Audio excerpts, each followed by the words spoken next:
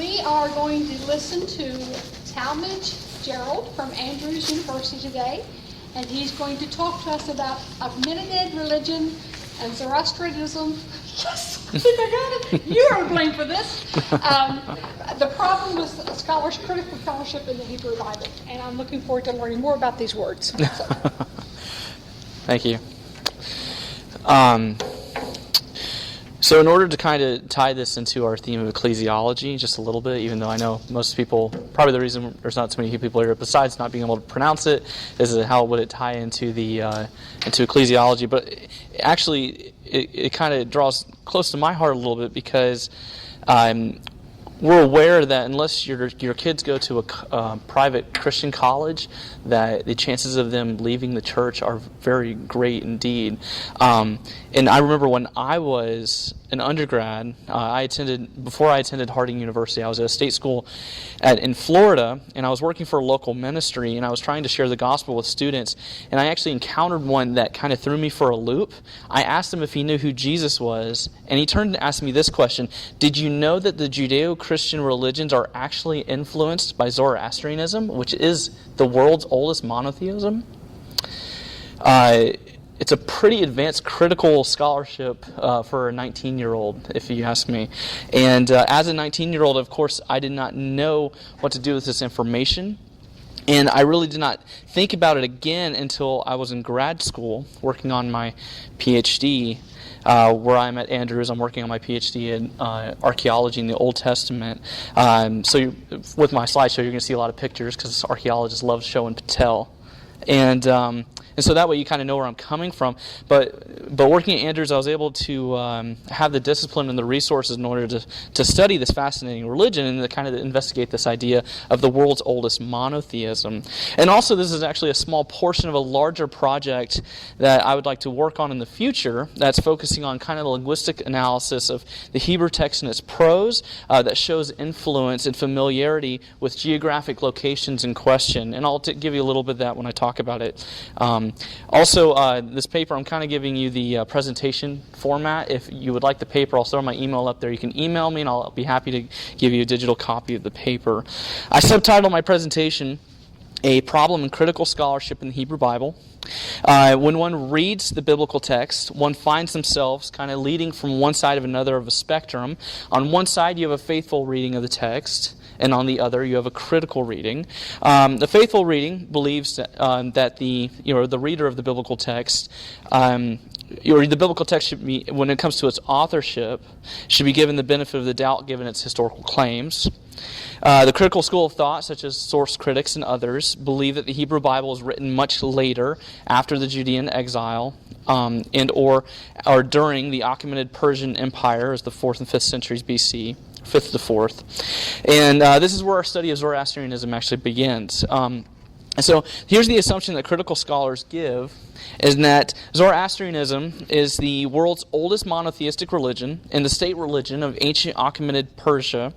It is also a modern-day religion and is still worshipped today. The Bible was written after the exile, and major thematic elements are shared between Zoroastrianism and the Judeo-Christian and Islamic religion.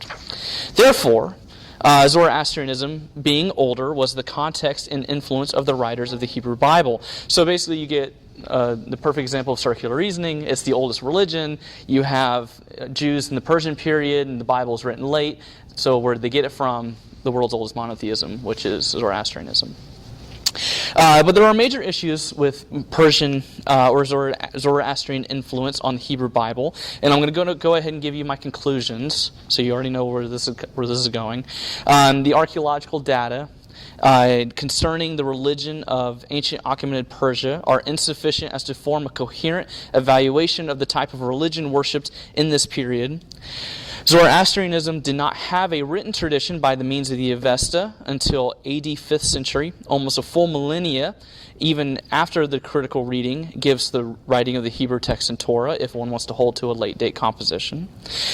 And three, the only shared elements represented in Zoroastrianism and the Judeo-Christian religions are thematic and not linguistic. So a question I'd like to pose first, before I start getting into language and themes, is that based on the archaeological data, is Zoroastrianism in the Achaemenid Persian period the same Zoroastrianism that is represented today? But first I need to give you some general information about the religion. Zoroastrianism is claiming to be a monotheistic religion. It claims to be the world's oldest monotheism, originating in ancient Iran. It is said to have been founded by the prophet Zoroaster, who was given divine revelation. It is the worship of the god Ahura Mazda, who is the God who knows all things. It is also a dualistic religion, similar to the philosophy of yin and yang.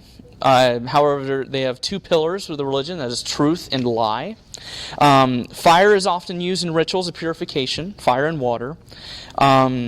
You may even know somebody that may be Zoroastrian. There is actually a congregation near where I live in Chicago. And I was talking before, I gave this talk a year ago at Andrews, and there was a Zoroastrian among us, and I was able to talk to him afterwards. It was a good conversation.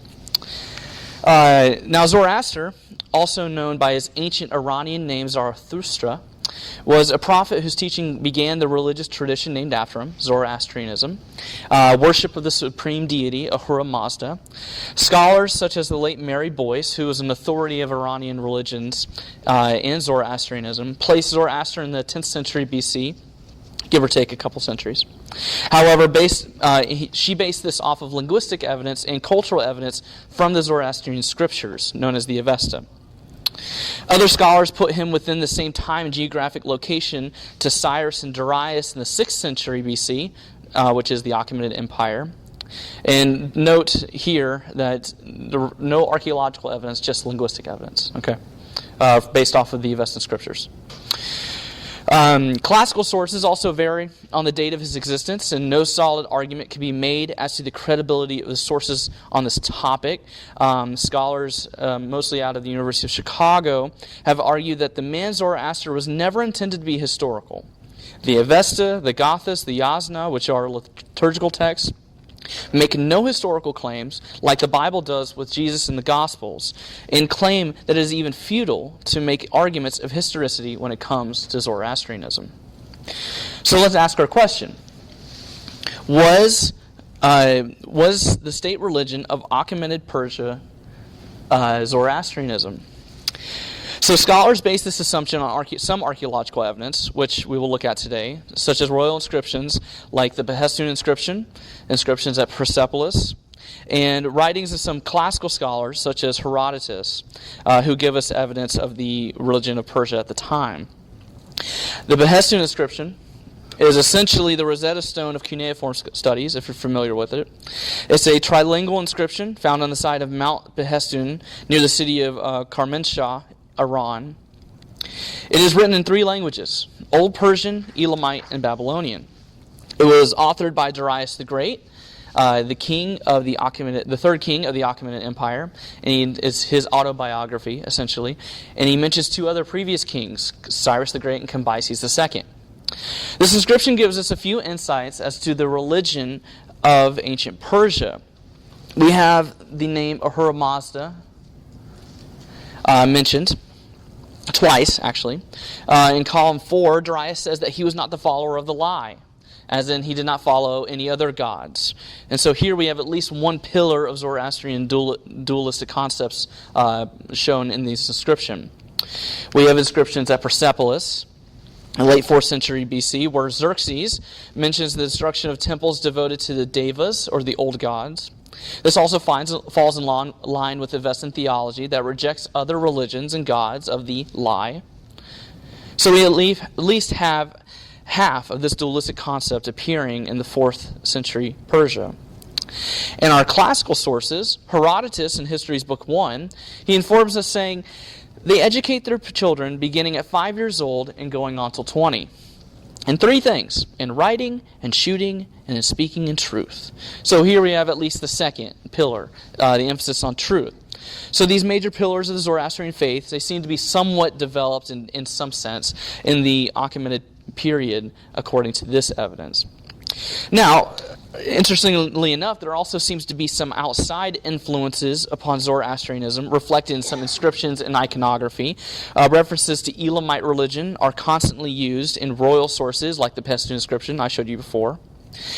Even the symbol of Zoroastrianism, known as the Far of Ahar, have clear influence from images and iconography of Asher in Assyrian religion. And moving from left to right, we have Asher represented in the 9th century at Nimrud. We have Asher in the middle in the 8th to 9th century. And then we have the Persian Ahura Mazda at Persepolis, 5th, 4th century. And so based off of this, from going from left to right, you can see the development and you can also see the inspiration and the influence.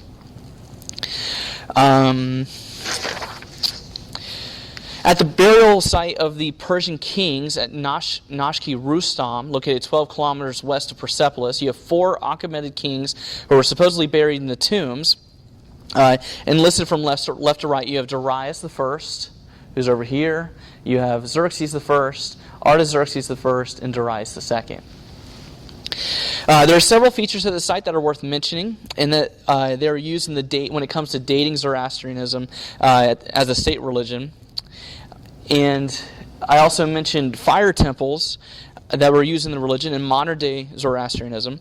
At Naqshi Rustam, archaeologists and scholars believe that the Ka'aba Zartosht is the oldest fire temple discovered. If you look back at the panoramic, this is the building right here. That's what I'm talking about. However, this is very unlikely that this is a fire temple because there's actually very little room to perform a ritual in this structure. Also, Herodotus tells us that the Persians worship in open-air temples and that this structure has a roof. But back to our panoramic of Naqshi Rustam, there's one other item of discussion. At each tomb, there is iconography that shows they like to say, the ancientness of this religion. Each tomb portrays a king to the left, Ahura Mazda in the middle, and this interesting item to the right of it. I've blown it up for you. Some scholars believe this is a clear indication of fire used in a ritual sense. This is Xerxes' tomb, in which you can clearly make out the flames on the image. However, the lunar imagery up to the top is perplexing. Scholars debate whether it is an indication of Zoroastrian ritual or something else entirely. I believe in a synchronization of ancient Mesopotamian religion, as we've seen on artifacts like the Nabonidus stela, in which we have the same lunar icon used to represent the god seen. Now, shifting slightly to the Avesta, remember, scholars use the language of the Avesta to show how ancient Zoroastrianism is. The Avesta was written in Avestan. Okay, and it is a family of Indo-Iranian languages. Avestan and Persian are considered the oldest Iranian languages, but the Avestan alphabet has clear influence from Aramaic and Old Persian, and was believed to have been formed in the AD 5th, 6th centuries. The earliest Avestan manuscripts date to the 13th and 14th centuries AD. This Avestan corpus includes the Old Avestan text, which includes the 17 hymns and text of hymns known as the yasnas, traditionally believed to be written by Zoroaster himself, and the Young Avestan texts, which are written in prose with sections of poetry. Now, the Avesta itself is not canonized in its full form until AD 13th century, making it very late, over a full millennium, like I said, from even the critical perspective composition of the Hebrew Bible. Before it was written, it was believed the Avesta was an oral tradition until AD 5th century. And as I mentioned before, the Avesta makes no claims of a historical context like the Christian Bible does with Jesus in the Gospels. And as I mentioned too, some believe it's futile to make any arguments to historicity when it comes to Zoroastrianism. So, based off of this information,